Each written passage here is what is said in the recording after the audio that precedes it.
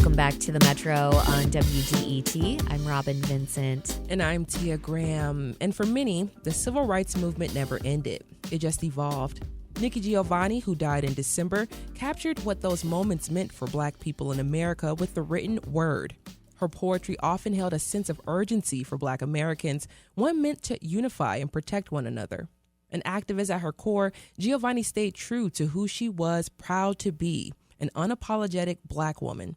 She made it a point to write exclusively in African-American vernacular English or slang, meaning she spoke the way she spoke.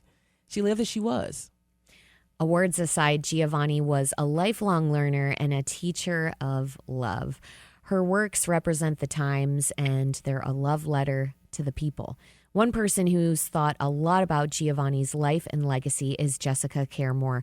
She's a world-renowned poet, author, and musician, and Detroit's poet laureate. She joined Tia just after Giovanni died in December to look back and forward. I mean, she was the rock star, before, a lot of the Black arts movement writers, and some who are still with us, like, thank goodness, like Sonia Sanchez and Baba Hakeem Adabuti out of Chicago. Nikki Giovanni's name resonated with everyday folks. And so when I was even first coming, reading my poems when I was like 19, 20, 21 years old, most of, especially older Black women, heard me. That was the first name that they knew. Besides Maya Angelou, her name was like a household name for a poet, and for an American poet at that. And so I think that's why, because we can't remember, I can't remember personally my journey as a poet without Nikki Giovanni as foundation. And if you'll talk to any woman poet, any poet for that matter, that's connected to Black arts movement, Harlem Renaissance, and to contemporary writing now, that she's always one of the ones. She may not be the only, but you have to call her name. And I think that's the why, is because every folks who read poetry and folks that didn't write poetry knew who Nikki Giovanni was. And when we speak about the life of Nikki Giovanni, and I think about you and who you are, especially in the world of poetry and spoken word, I think about when you first heard Nikki Giovanni actually, or first read a poem from her that really resonated with you. Do you remember that moment? I mean, no, I don't remember the first time. I was a little girl. I mean, my mother introduced me to Nikki and Alice Walker and those writers, and Lorraine Hansberry and countless others when I was just probably like 7th and 8th grade. But I do remember when I met her. Yeah. I was a young poet, and there was a BET show. I don't think it was 106 at Parkers before that, and they had a lot of poets from New York. We'd come up to read poetry with her, and I was awestruck, that I was even in the room with her. And because I think about all my early writing from my first book, The Words Don't Fit in My Mouth, like all of that resistance poetry and all of that, defiance and that fearlessness that was in my work very young, is because of reading Nikki Giovanni, because of hearing Ego Tripping and saying, yeah, she was, and the rappers, really respect her. I talked to Talib Kweli yesterday, and he was like, she was the GOAT. She was Thug Life. Like, she represented and loved, and she loved Tupac. She had Thug Life tattooed on her body.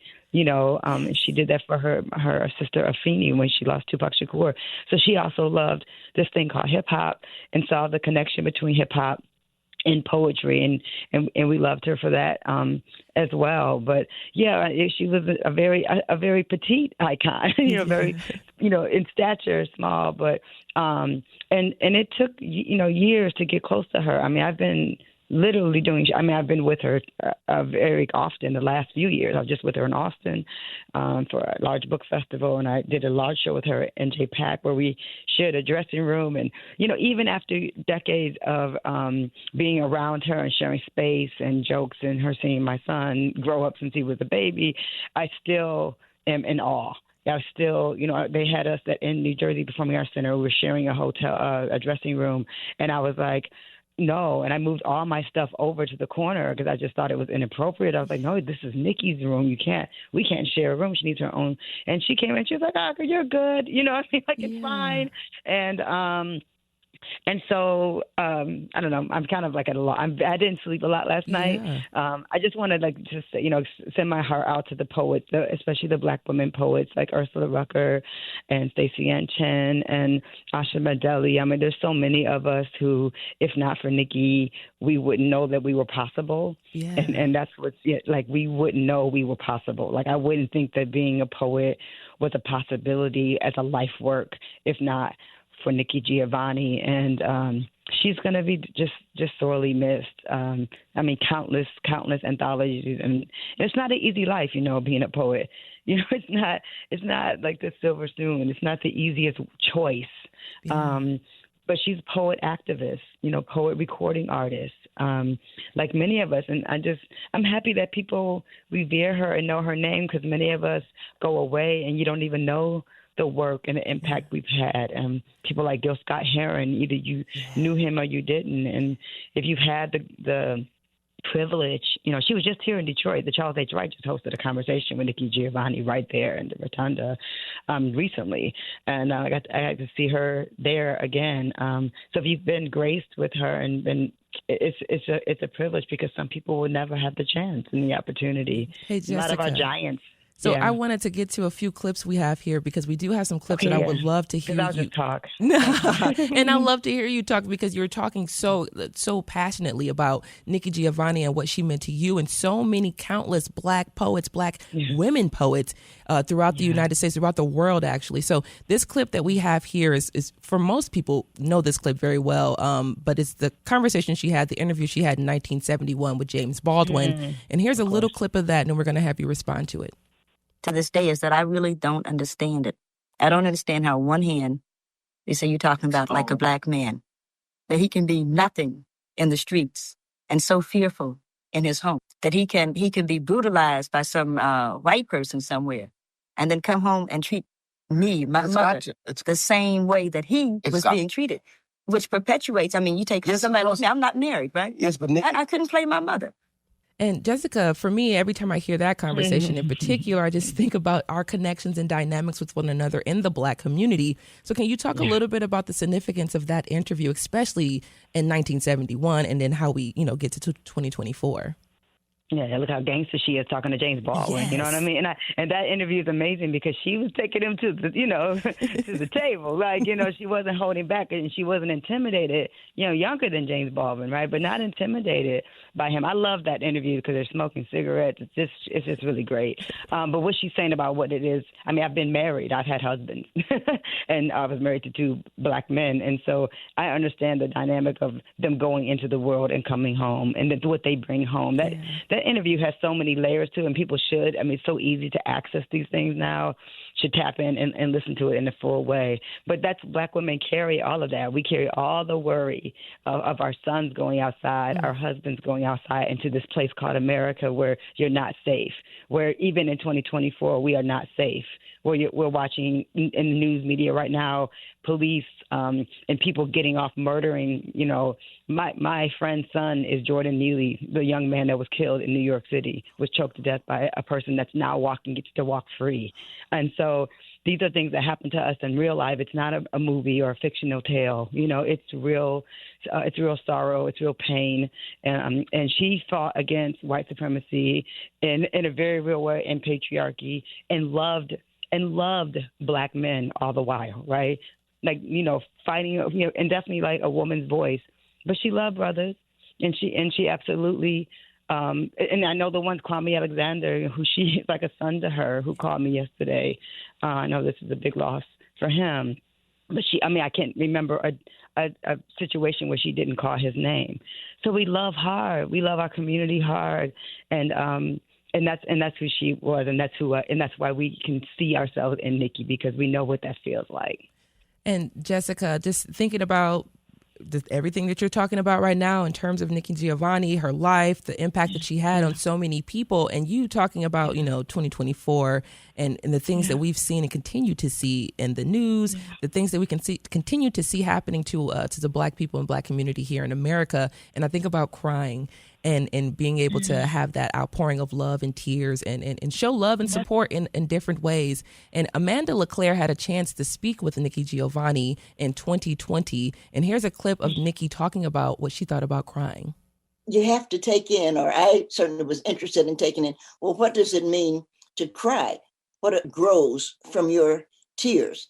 And a part of what grows from your tears is, of course, you.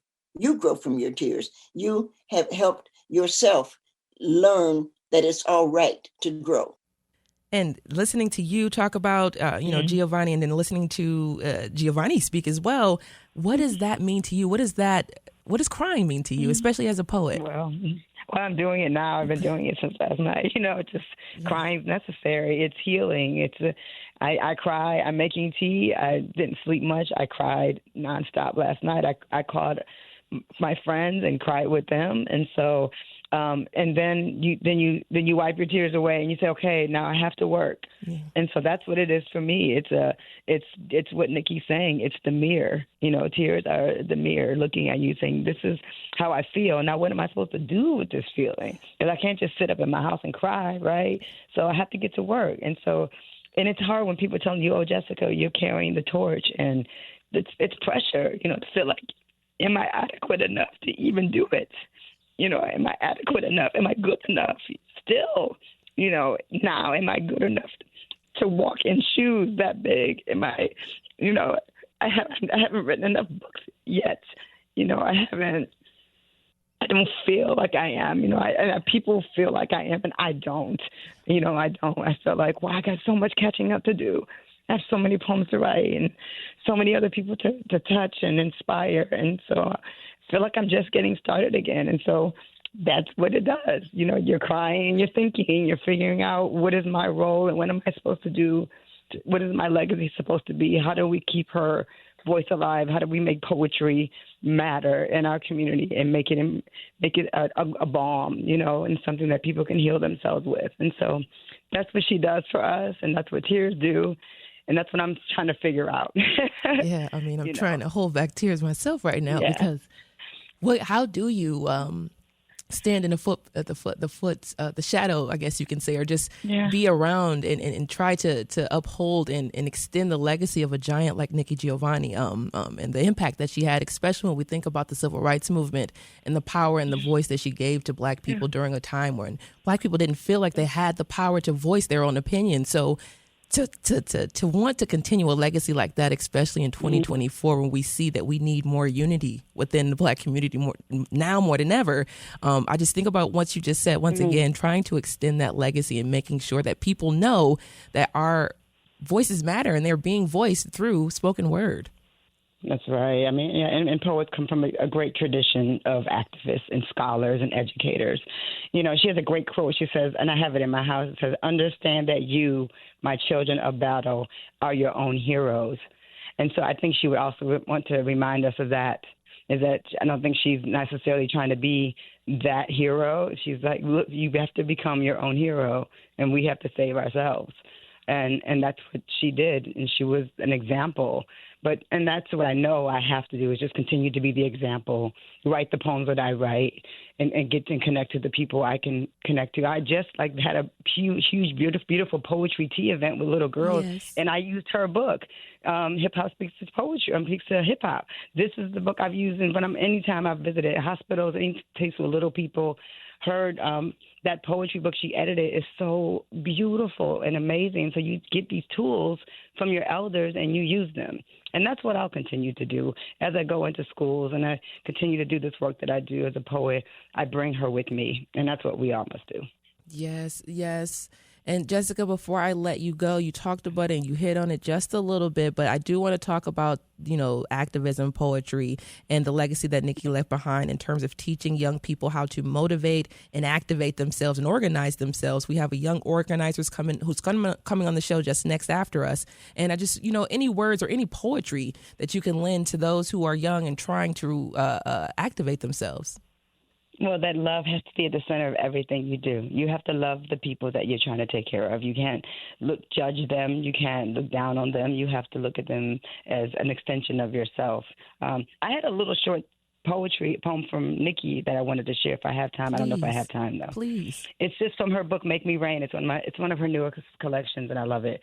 It's Make me rain, turn me into a snowflake, let me rest on your tongue. Make me a piece of ice so I can cool you.